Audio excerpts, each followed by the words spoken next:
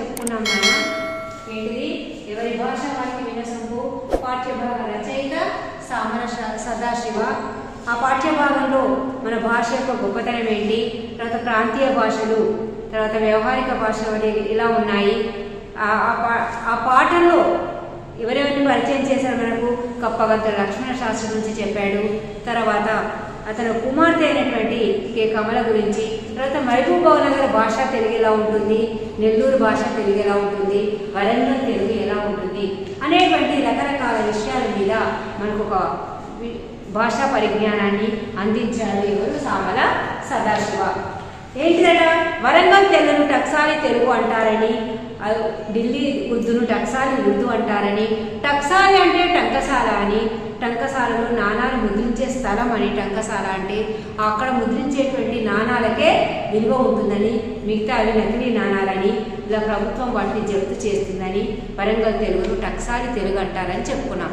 అక్కడి వరకు పాఠం అయిపోయింది నాన్న. ఇప్పుడు ప్రజెంట్ ఈ క్లాస్లో మీరు ఎవరి భాష వాళ్ళకి వినసొంపులోని పార్ట్ 3 ఓపెన్ చేసి వినండి. ఆడవాళ్ళ నోట అసలైన భాష. ఇక ఆడవాళ్ళ నోట్లోంచే అసలైన భాష ఉంటుందట. ఆడవాళ్ళు ఇంట్లో వంటలు చేస్తూ పిల్లలతోటి, భర్తతోటి, వాళ్ళతోటి, వీళ్ళతోటి, వచ్చిపోయే వాళ్ళతోటి, ఇరుగు వాళ్ళతోటి, పొరుగు వాళ్ళతోటి ఎవరికి నచ్చినట్టుగా వాళ్ళు మాట్లాడేస్తారు. హాయిగా ఓపెన్గా మాట్లాడేస్తారు. అసలైనటువంటి భాష ఎక్కడ కనిపిస్తుందట? ఆడవాళ్ళ నోట్లలోనే కనిపిస్తుంది అంటున్నాడు ఇక్కడ సామల సదాశివ. మా ఊరిలో పూజ చేయించే మరాఠీ పురోహితుడు మొదలు మీ కళ్ళకు నీళ్లు పెట్టుకోండి అంటాడు. సామల సదాశివ వాళ్ళ ఊళ్ళోనట పూజ చేసేటువంటి ఒక మరాఠీ పురోహితుడట, మరాఠీయుడట. పూజ చేస్తాను ఏమంటాడు? ముందు మొదలు మీ కళ్ళకు నీళ్లు పెట్టుకోండి అంటాడట. అయ్యా అట్లా అనవద్దు, శుభమా అంటూ పూజ చేస్తుంటే కళ్ళకు నీళ్లు పెట్టుకోవటం ఏంటి? ఈ సందర్భాన్ని మేము అర్థం చేసుకుంటాం, కానీ ఇంకో సందర్భంలో దీని అర్థం వేరే అవుతుంది. ఏంటయ్యా? అయ్యా పూజ చేస్తుంటే శుభమాని మేమేదో పూజ చేసుకోవడానికి వచ్చాము, మేము పూజ చేసుకుంటే మీరేంటి కళ్ళకు నీళ్ళు పెట్టుకోండి అంటున్నారు. ఇప్పుడంటే అర్థం చేసుకుంటాం, కానీ ఈ యొక్క సెంటెన్స్కి, ఈ యొక్క వాక్యానికి వేరే అర్థం కూడా ఉంటుంది కదా అన్నాడట. ఎందుకు వేరే అవుతుంది? తెలుగులో ఎట్లా అనాలో తెలియని మీరు ఇటువంటి తెలుగులో ఎందుకు చెప్తారు? మాకు మరాఠీ వచ్చు కదా, మరాఠీలో చెప్పండి అంటాను. తెలుగులో మీకు తెలుగు సరిగా రాక మీరు ఇలా చెప్తున్నారు. మీకు మరాఠీ వచ్చు కదా, మీ భావాలని మరాఠీలోనే వ్యక్తం చేయండి, మాకు కూడా మరాఠీ వచ్చు, మేము అర్థం చేసుకుంటాము అన్నాడట. కానీ అతను వినడట. మధ్యలో కూ షష్ఠి చేస్తాడు. అది కొంత నయమే. మధ్యలో ఏం చేస్తాడు? కళ్ళకు అంటే షష్ఠీ విభక్తి ప్రత్యయం, కేనుకుని యొక్క లోపలం షష్ఠీ విభక్తి ప్రత్యయం. అతను మాట్లాడేటువంటి మాటలలో మధ్యలో ఏం చేస్తాడట?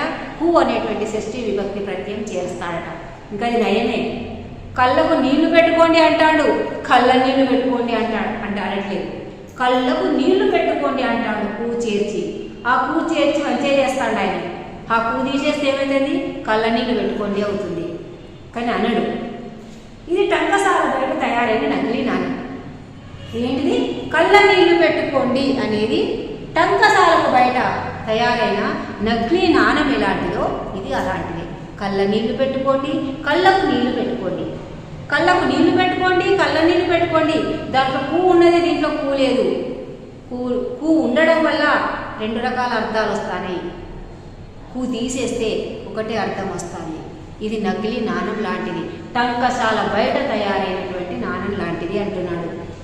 వరంగల్లో కూరగాయలు అమ్మే స్త్రీల మాటల్లోనూ ఎక్కడో ఒక అచ్చమైన తెలుగు నుండి వినిపిస్తుంది. ఇంకా వరంగల్లో కూరగాయలు అమ్మడానికి వస్తారు కదా, అసలు వాళ్ళ మాటలలో అచ్చమైనటువంటి తెలుగు భాష, తెలుగు నుడికారాలు మనకు కనిపిస్తాయట. ఏ ప్రాంతంలోనైనా అసలైన భాష ఆడవాళ్ళలోనే వినగలం. ఎక్కడైనా కానీ, ఏ ప్రాంతంలో కానీ అసలైనటువంటి భాష ఎవరి నోట్లో వినగలుగుతామట? ఆడవాళ్ళ నోట్లోనే వినగలుగుతాము అని అంటున్నాడు మన సామల సదాశివ. ఉర్దూ మాట్లాడే ముస్లిం స్త్రీలు ఇల్లు దాటి వెళ్ళని వాళ్ళు రాజమహల్లో ఉండే బేగంల భాష శుద్ధమైందని అప్పటి విద్వాంసుల అభిప్రాయం. అప్పుడు విద్వాంసులు అంటే ఎవరు? పండితులు. అప్పుడు పండితుల అభిప్రాయం ఏంటట? ఉర్దూ మాట్లాడేటువంటి ముస్లిం స్త్రీలట అసలు ఇల్లు దాటి బయటికి వెళ్ళరు, ఎప్పుడు రాజమహల్లోనే ఉంటారు బేగంస్. కాబట్టి వాళ్ళు మాట్లాడేటువంటి మాట శుద్ధమైనది, పరిశుభ్రమైనది అని పండితుల యొక్క అభిప్రాయం అట. అందుకే పొల్యూట్ కాని ఉర్దూను బేగమాతి జుబాన్, మెహల్లాతి జుబాన్ అనేవాళ్ళు. ఏమాత్రం పొల్యూట్ కానీ కలుషితం కానటువంటి ఉర్దూను ఏమంటారట? బేగమాతి జుబాన్, మెహల్లాతి జుబాన్. ఇది ఎవరి నోట్లో ఉంటుంది? ఒకప్పుడు ఉన్నటువంటి ముస్లిం స్త్రీలు, రాజమహల్లో ఉండేటువంటి వాళ్ళు, ఉర్దూ ముస్లిం స్త్రీలు ఉంటారు కదా, వాళ్ళ భాష చాలా శుద్ధమైన భాష అని పండితుల అభిప్రాయం. ఎలాంటి కలుషితం కాదట అది. ఆ కలుషితం కాని ఆ భాషకు ఏమంటారట? బేగమాతి జుబాన్, మెహల్లాతి జుబాన్ అంటారట. మా చిన్నతనంలో ఆగా సాహెబ్ అనే ఉర్దూ ప్రొఫెసర్ నిజాం కాలేజీలో పనిచేసేవాడు. నేను చిన్నప్పుడట నిజాం కాలేజ్ హైదరాబాద్లో ఉంటుంది, అక్కడట ఆగా సాహెబ్ అనే ఒక ఉర్దూ ప్రొఫెసర్ ఆ కాలేజీలో పనిచేసేవాడట. ఎప్పుడు సామల సదాశివ చదువుకునేటువంటి కాలంలో నిజాం కాలేజీలో ఒక ఉర్దూ ప్రొఫెసర్, అతని పేరు ఆగా సాహెబ్. అతని పేరు ఆగా హైదర్ హుసేన్. యాక్చువల్ అయితే నేమ్ ఏంటిది? ఆగా హైదర్ హుసేన్ అనుకుంటానే కానీ గట్టిగా అనలేదు. అసలు నిజానికి అతని పేరేంటిది? ఆగా హైదర్ హుసేన్. కానీ అందరు ఏమని పిలుస్తారు? ఆగా సాహెబ్, ఆగా సాహెబ్ అని పిలుస్తారు. అతను గంటలు ఢిల్లీ బేగమాతి జుబాన్లో ప్రసంగించేవాడు. అతని మాట ఢిల్లీ బేగమాతి జుబాన్ అంటే ఏ మాత్రం కలుషితం కాని ఉర్దూలో గంటలు మాట్లాడేటువంటి వాడట ఆయన. ఎవరు? ఆగా సాహెబ్. అతని పూర్తి పేరేంటిది? ఆగా హైదర్ హుసేన్. నిజాం కాలేజీలో ఉర్దూ ప్రొఫెసర్. అందరూ అతను ఏమని పిలుస్తారు? ఆగా సాహెబ్ అని పిలుస్తారు. అతడు ఏం చేశారట తెలుసా?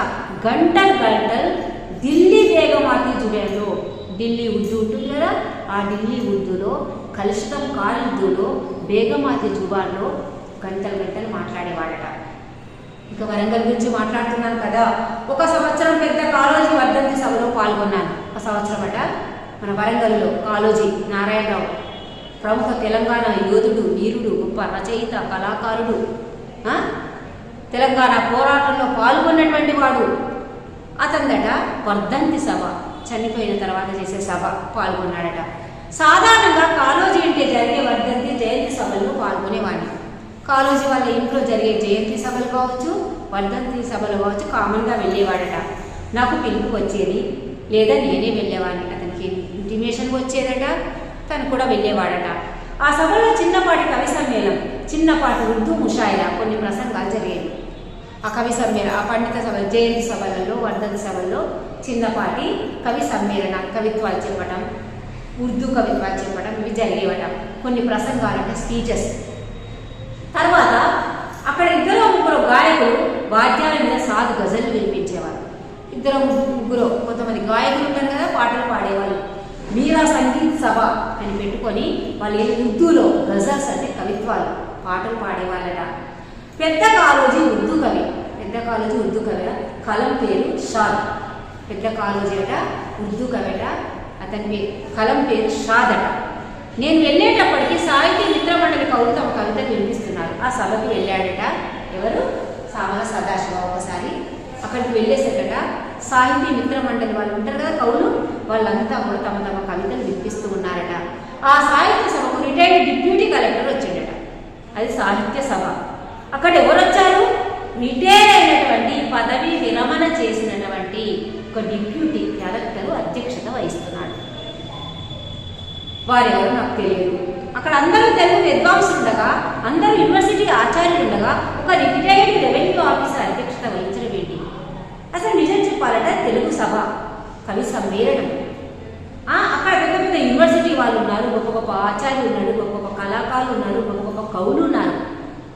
వాళ్ళందరూ ఉండగా ఒక రిటైర్డ్ రెవెన్యూ ఆఫీసర్ అధ్యక్షత ఎందుకు వహించాడు అనుకున్నాడట. కాళోజీలకు ఆప్తుడేమో అనుకున్నాడు. పెద్ద కాళోజీ వాళ్ళకి ఆప్తుడు కావచ్చు, దగ్గర వాడు కావచ్చు అనుకున్నాడు. అయితే అనుకున్నాను రెవెన్యూ వాళ్లకు తెలుగు సాహిత్య సభలో అధ్యక్షత వహించే అర్హత లేదనుకున్నాను. రెవెన్యూ డిపార్ట్మెంట్లో పనిచేసేటువంటి వాళ్లకు ఈ కాళోజీ వర్ధంతి సభలో, సాహిత్య సభలో పార్టిసిపేట్ చేసేటువంటి అథారిటీ లేదు అనుకున్నాడట. కానీ ఉత్తమ కవితలు, కథలు రాసిన రెవెన్యూ పోలీస్ శాఖల ఆఫీసర్లను ఈ ఆది శీర్షిక కిందే ప్రస్తావించుకున్నాను. కానీ గొప్ప గొప్ప కథలు కవితలు రాసినటువంటి రెవెన్యూ డిపార్ట్మెంట్ వాళ్ళే కాదట, పోలీసు శాఖల ఆఫీసర్లు కూడా ఉన్నారట. వాళ్ళందరి గురించి తన యొక్క యాది వ్యాస సంపుటిలో సామల సదాశివ రాసుకున్నాడు.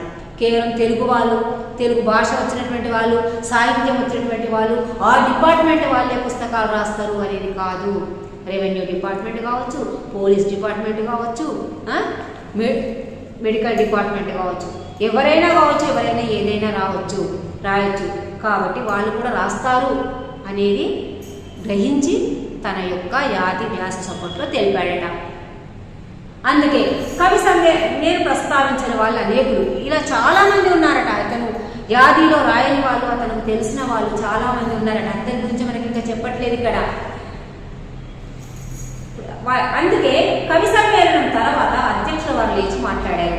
అచ్చమైన వరంగల్ ప్రాంతీయ తెలుగులో సంస్కృత పదాలను అంతగా ఆశ్రయించకుండా, ఇంగ్లీష్ ఉర్దూ పదాల జోలికంతగా వెళ్లకుండా తమ మనసులోని భావన తర్వాతనట అధ్యక్షుడి వరకు వచ్చిందట.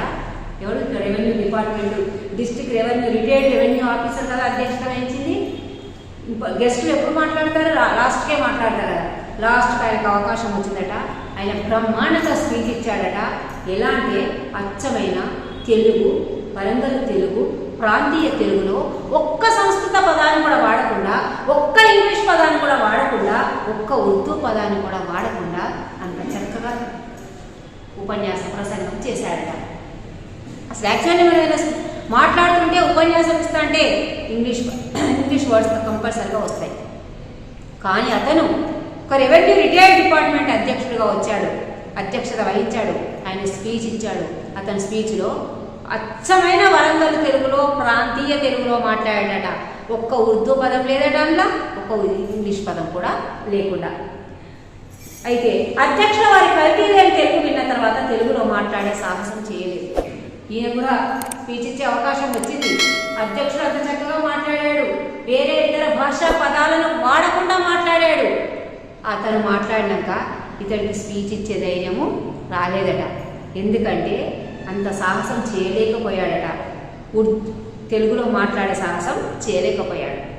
తెలుగులో ఏ ఒక్క ఇతర భాషా పదజాలాలు లేకుండా మాట్లాడటం తన వల్ల కాదు అనుకున్నాడు సామల సదాశివ అధ్యక్షుని స్పీచ్ విన్నాక. అందుకని తెలుగులో సాహసం చేయలేదట, మాట్లాడే సాహసం. ఏమన్నాడట? ఉర్దూలో మాట్లాడతాను అన్నాడట.